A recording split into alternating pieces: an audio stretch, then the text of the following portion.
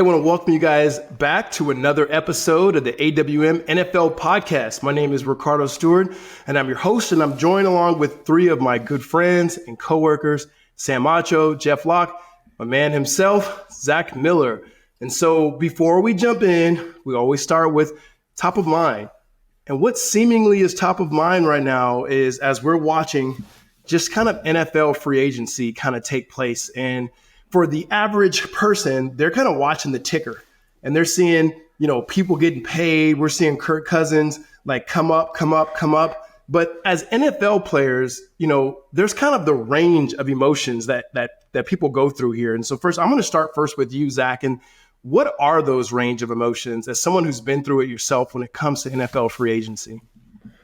It kind of feels like the draft all over again because you kind of have that uncertainty about, hey, where am I going to be next year? Where am I going to be living? Which team am I going to be on? Am I going to be the new guy again? So I played out my whole rookie deal when I was with Oakland.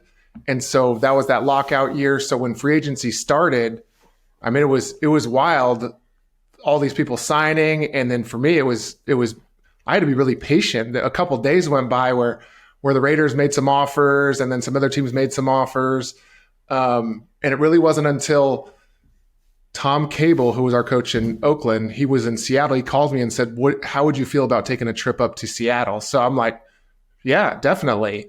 So I I'm about to get on a plane. I'm sitting in Oakland airport and Hugh Jackson is calling the courtesy phone at Oakland airport because I won't answer my cell phone. So he's calling and I let 20 minutes go by where it's Zach Miller, please report to the courtesy phone, please report. And my wife's like, hey, don't answer it. He's going to say the same thing he said the last few days and we'll pay you and all this stuff. But it hadn't happened yet. I mean, I played their whole 4 years, was the leading receiver. So, I felt like I was taken for granted. So I was like, all right, yeah, I want to go to Seattle and check it out. So I finally go to the courtesy phone and he was like, don't get on that plane. Don't get on that plane. We'll take care of you. Don't get on that plane. I was like, well, let me go check out Seattle. So, good things happen. Go to Seattle. They take care of me. It's a 5-year, really good guaranteed deal, highest paid tight end in the league. So this time of year is just amazing. Obviously that excitement, knowing like, I'm set for life if I do things right and save that money. So the excitement I see and I experience and get to see guys, get what they're worth because so many teams, they use that franchise tag against you. They use all kinds of tactics to try to lock you down for less money than you're actually worth.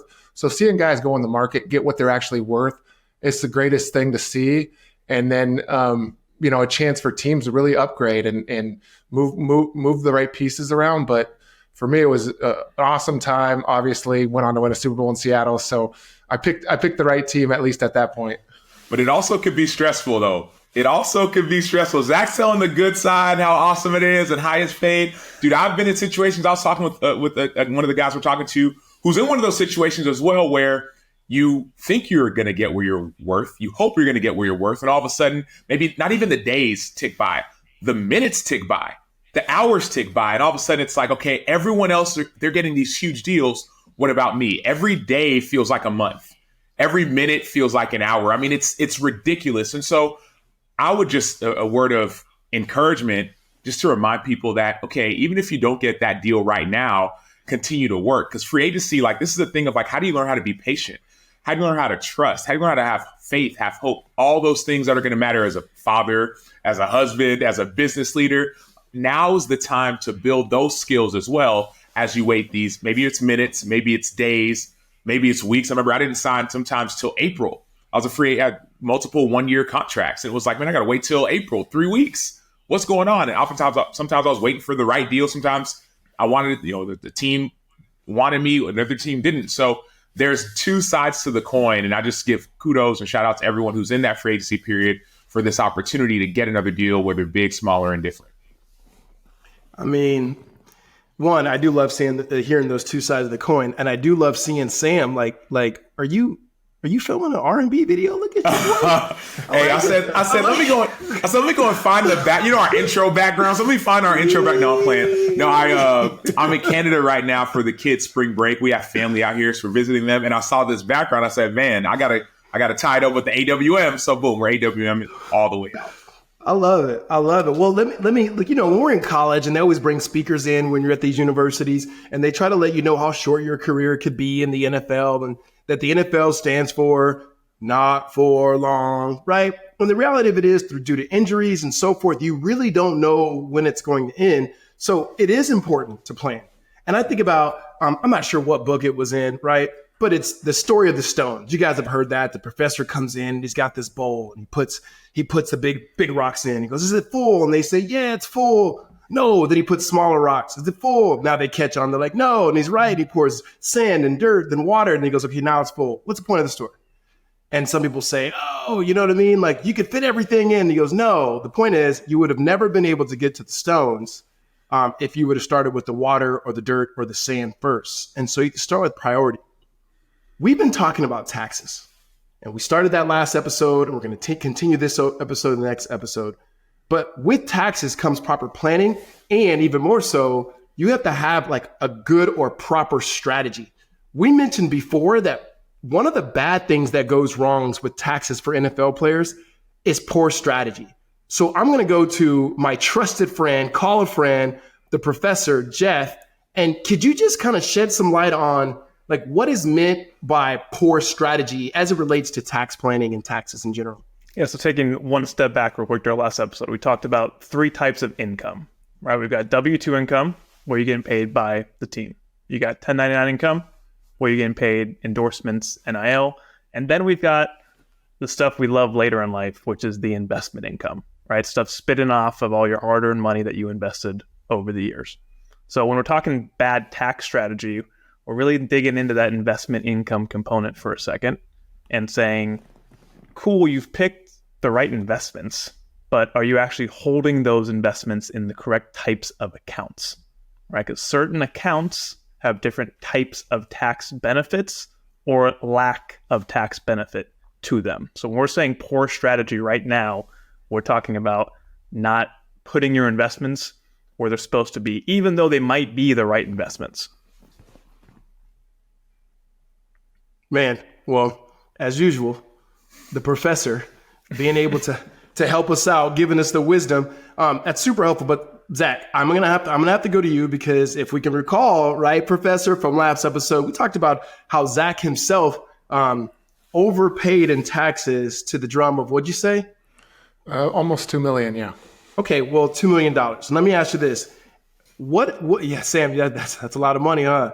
And when it comes to, in terms of investments and taxes in terms of the ultra wealthies, you mentioned this last episode saying there are some things that the ultra wealthy do. There's accounts that they open up that essentially help them in taxes. Okay, give us that wisdom from the ultra wealthy sense. Yeah, so if you're an NFL player, anyone really that's on an NFL type salary, you should really have a Roth IRA account type. You should be able to see that in your brokerage account. You should have what's called an individual 401k for that endorsement income. And then what's called a donor advised fund. So you're able to actually save on money when you're kind of contributing to any of those charities, any of those causes you want. You do that through a donor advised fund. You're able to give more and then save on taxes for yourself. So it's kind of a win-win there. But those other 2 accounts, I mean, you're going to be investing the money anyway. You're going to be investing that money for that passive income, that mailbox later. Might as well take that free money that's on the table. A lot of guys, and that was me, I left a lot of free money on the table by not taking advantage of those accounts.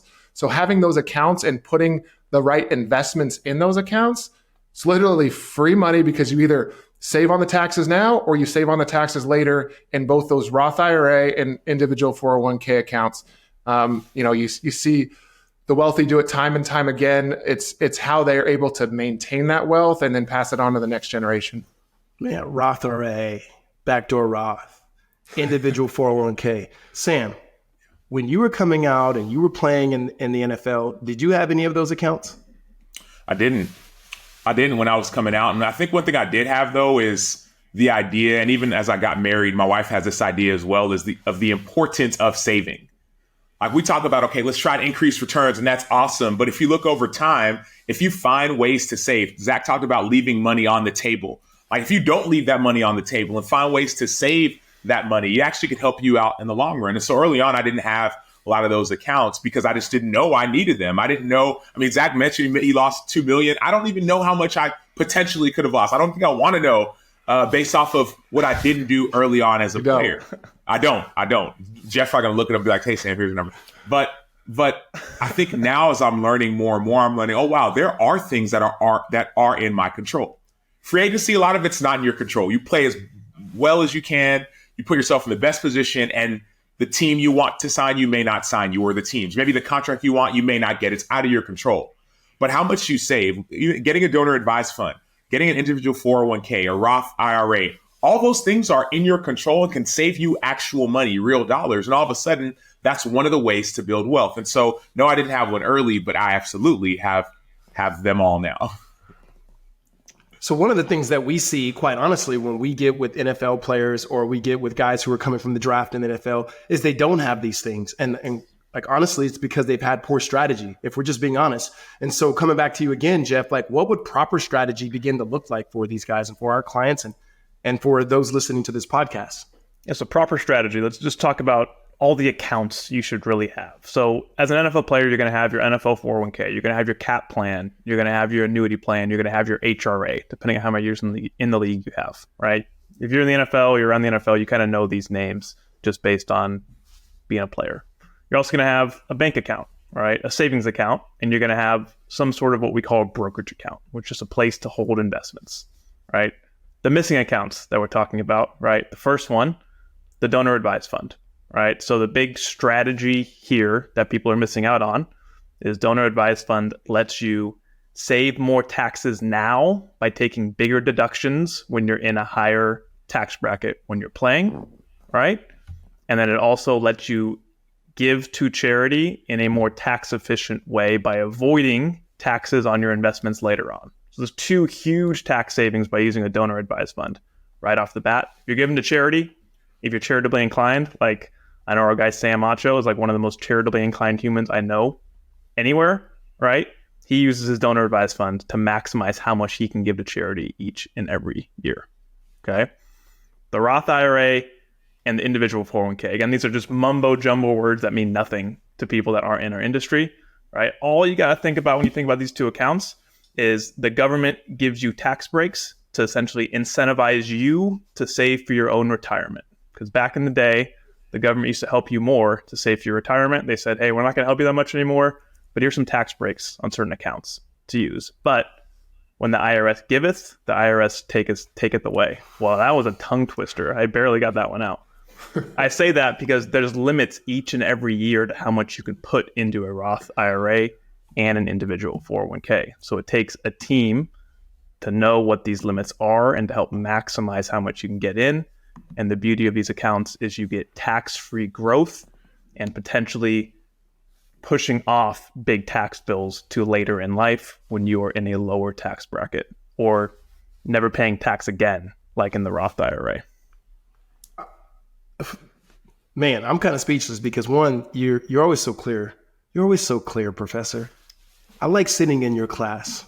I didn't go to class much in college, but you know what? I would go to your class. I went to every. You guys all know that I went to every class and probably sat in the front row. Man, so I'm gonna throw this last question out before I wrap it up, and that's just to you, Sam. One, because you do speak a lot, and you're around a lot of student athletes that are college athletes. So you go back several years. You're at the University of Texas, and let's just say you're in the NIL era. And so now you got a little bit of money. You've been getting a lot of sacks. And so now your rating is higher and you got $400K in 2023. Now, knowing what you know now about taxes, what kind of advice would you use for yourself in terms of the money you receive? The two pieces of advice I would give myself is know, number one, that this 400K isn't actually 400K. It's going to be less than 400K, whether you're going to pay it later or the money that you get is going to be less than that, number one. And number two, I would say invest wisely. I'd say find a way to save. Maybe it is an individual 401k. Maybe it's through giving. Maybe it's creating a donor advised fund early. I would say find ways to invest wisely because there's an idea of compounding. Think about interest. You have an interest, people have interest on a house or a car, and it compounds and grows, and interest begets interest.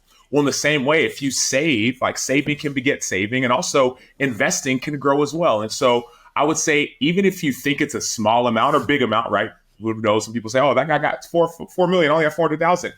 If you can save wisely, it'll grow and grow and grow. It can grow and grow and grow. So I would tell myself those two things. Number one, that 400K and really 400K, but find different strategies to find ways to save and not leave money on the table. It's good. It's good. Well, a few things. Just looking forward to this next episode. One, we're going to talk about more strategies that are specific and uniquely to NFL players. And then also, we're going to talk a little bit more about that donor advised fund. Jeff, I'm going to have you unpack that a little bit more because that's something we don't see a lot of people in which they have. And so we're going to wrap up this kind of a 3-episode series on taxes next week. So if there's anything we said or we did not say, you guys have been very helpful in giving us your feedback. So please shoot us a text at 602-989-5022. Again, 602-989-5022. And until the next episode, you guys have a good day.